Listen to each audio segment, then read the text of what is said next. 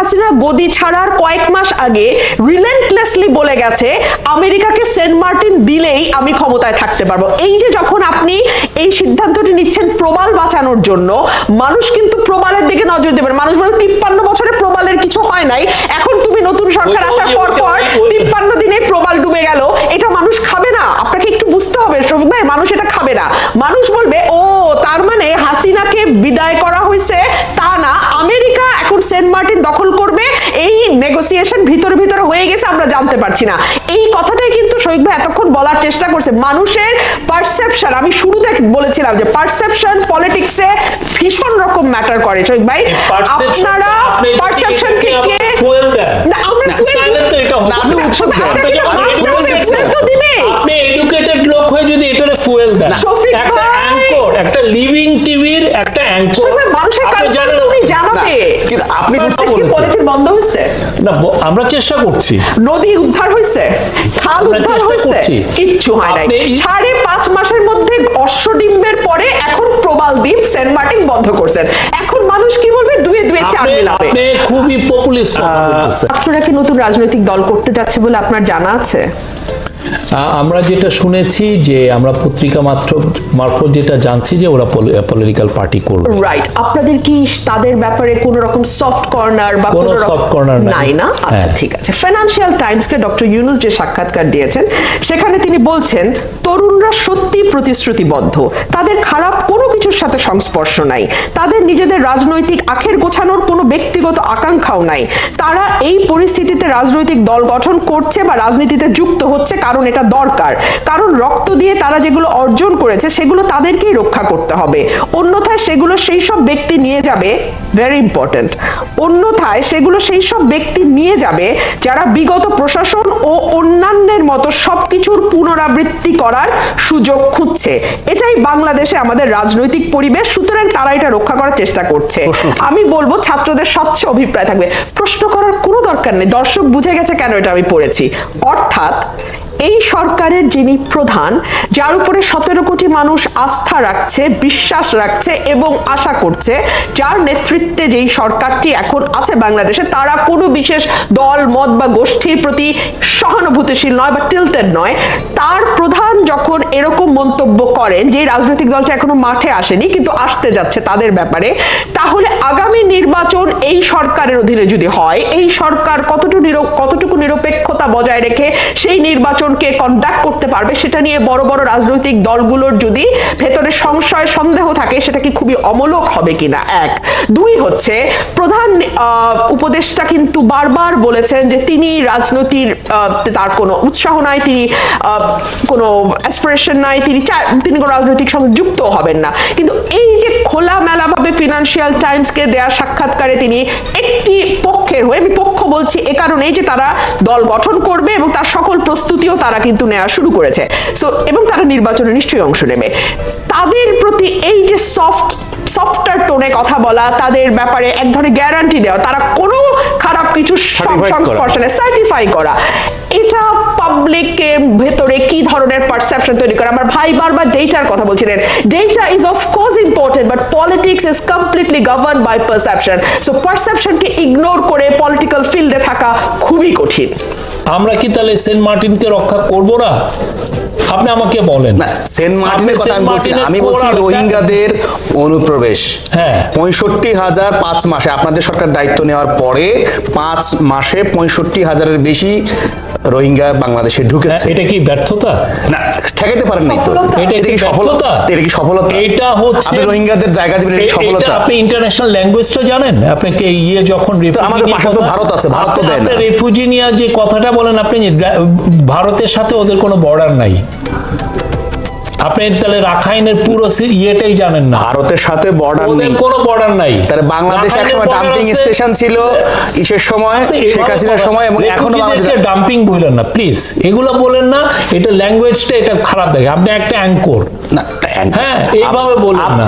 আপনি বলবেন যে ওরা আসছে, আমরা মানবিকভাবে আমরা এটাকে, যতজন আসতে চেয়েছে আমরা যেটা করেছি মানবিকভাবে এটা ডিল, মানবিকভাবে দিতে গিয়ে ওই শেখ হাসিনা সেই সময় কিন্তু নোবেল চেয়েছিলেন, অলরেডি আমাদের প্রধান প্রতিষ্ঠান কিন্তু নোবেল জয়ী, তো এনার তো নবেল নতুন করে পাওয়ার ইচ্ছা নাই বা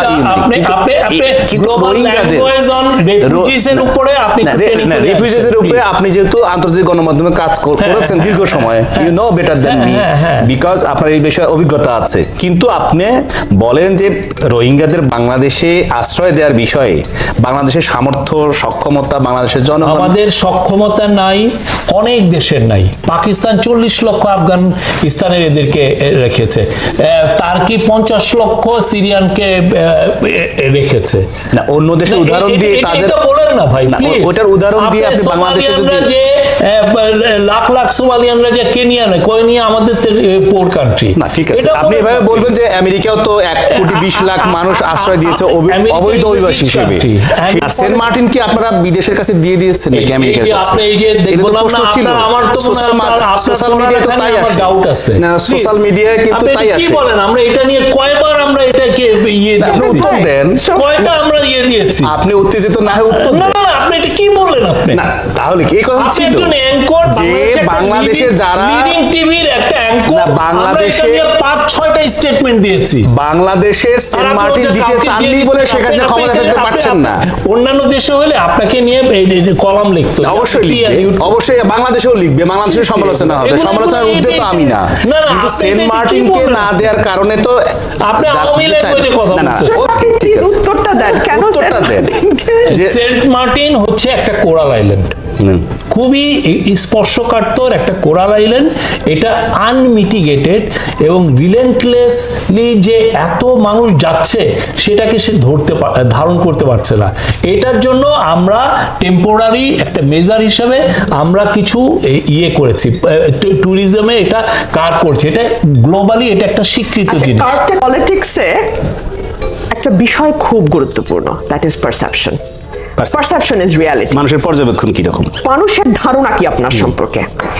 আপনি যদি আপাদমস্তক একজন খারাপ মানুষ হন, কিন্তু পাবলিক পারসেপশন যদি হয় আপনি অসাধারণ, পলিটিক্সে ওটাই আপনাকে মাইলেজ দেবে। আপনি যদি ব্যক্তি জীবনে একজন অসাধারণ ব্যক্তি হন, আপনার কাজকর্ম যদি অসাধারণ হয়, মানুষের যদি আপনার সম্পর্কে পারসেপশন হয় খারাপ, আপনার কিন্তু পলিটিক্সে ফেল করা অবধারিত। আপনাকে তো মানতে হবে, আপনি খুনের কথা বলছিলেন, একটা রিপোর্ট প্রকাশিত হয়েছে, 947 জন একেবারে রিপোর্টেড খুন গত 4 মাসে। আমি একটু বলি, আচ্ছা, কত 4 মাসে 967 জন খুন, আমি বলি, আমি এটা বলি, একটু ধৈর্য ধরেন, আপনি লেখেন 4 মাসে 174টা সাম্প্রদায়িক সহিংসতা, 23 জনের মৃত্যু দাবি করছে হিন্দু বৌদ্ধ খ্রিস্টান ঐক্য পরিষদ। 80টি মাজার ভাঙা হয়েছে গত 4 মাসে।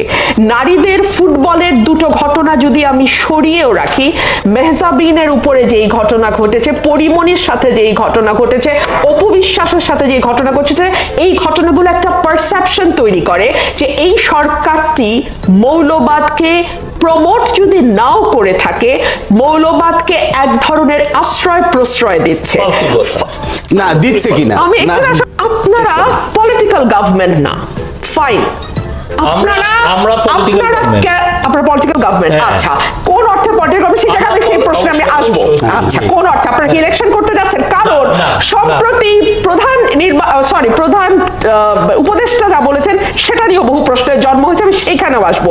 বাট তার আগে আপনি আমাকে বলেন, 12,000 কোটি টাকা তোলার জন্য আপনি গরিবের উপরে ভ্যাট বসাইলেন, ফাইন, সাথে সাথে আপনি আবার সেখান থেকে সরে এসছেন যদিও নানান সমালোচনার মুখে। আমি প্রশ্ন করি, আপনি 7,500 কোটি টাকা মহার্ঘ ভাতা কেন আমলাদের জন্য ডিক্লেয়ার করেছিলেন? এবং সেই সময় আপনারা তখন বলেছেন, আপনার কথাও আমি শুনেছি মিডিয়াতে, আপনি বলছেন জীবনযাত্রার ব্যয় বেড়েছে। জীবনযাত্রার ব্যয় কি কেবলমাত্র আমলারা যারা বেতনের চেয়ে ঘুষের উপর অনেক বেশি নির্ভরশীল তাদের জীবনযাত্রার ব্যয় বেড়েছে, কিন্তু যেই রিকশাওয়ালাটি 20 টাকা দিয়ে একটা জুস কিনে এখন তাকে 25 টাকা দিতে হবে, তার জন্য কি জীবনযাত্রার ব্যয় বাড়ে নাই? কিংবা ধরুন যারা স্কুল শিক্ষক 17,000 টাকা বেতন পান, 19,000 টাকা বলা হয়েছিল এক শিক্ষক, প্রতিবার জানি বলছেন আমি 17,000 টাকা বেতন পাই, সেই প্রাথমিক স্কুল শিক্ষক, তার জন্য কি একটা বিস্কিটের প্যাকেট 20 টাকা থেকে 25 টাকা, তার কি জীবনযাত্রার ব্যয় বাড়ে নাই?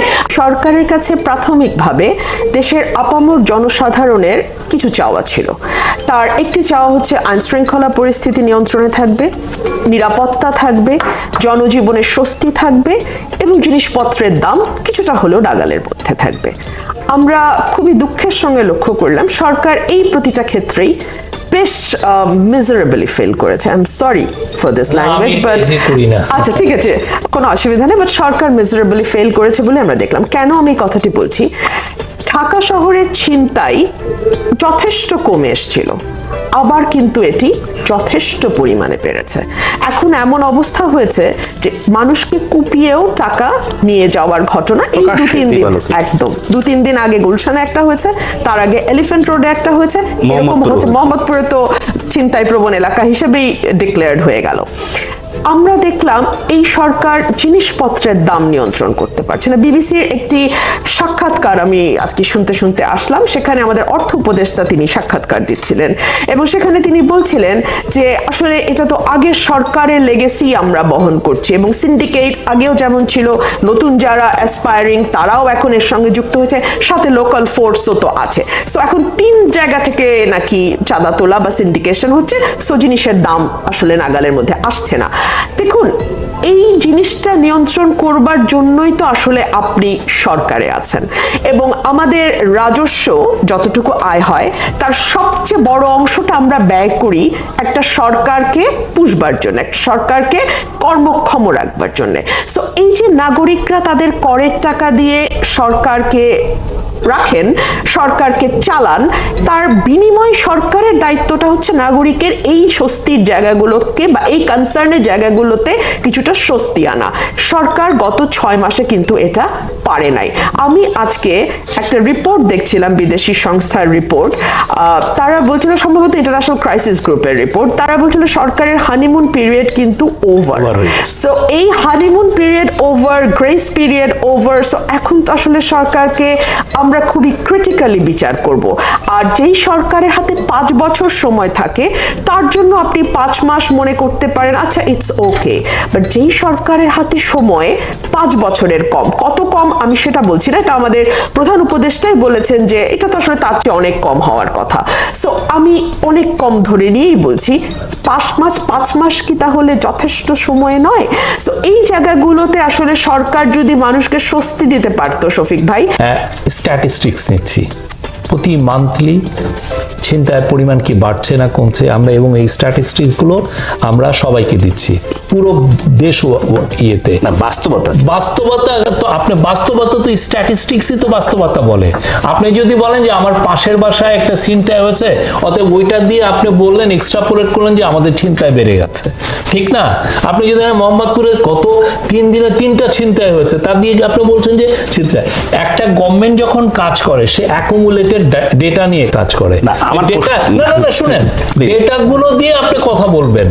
আপনি যখন জার্নালিস্ট হন, আপনি কিসের উপরে বলেন যে বাংলাদেশের ল এন্ড অর্ডার সিচুয়েশন খারাপ হয়েছে? কিসের উপরে? তথ্যের উপর ভিত্তি করে। তথ্যগুলো আপনি কোত্থেকে পান? আপনি কোত্থেকে পান তথ্য? তথ্য তো সরকারের দিক থেকে পাওয়া যায়। আমরা যেটা দেখছি, আমরা যেটা দেখছি কিছু কিছু ক্ষেত্রে ছিনতাই বেড়েছে।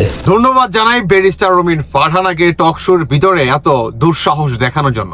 দেখেন, একটা পর্যায়ে রুমিন ফারহানা কিন্তু জিজ্ঞাসা করছে যে আপনারা কি কোনো মানে রাজনৈতিক দল কিনা, কিংবা আপনারা তো কোনো জনগণের ম্যান্ডেটের মাধ্যমে আসেন নাই।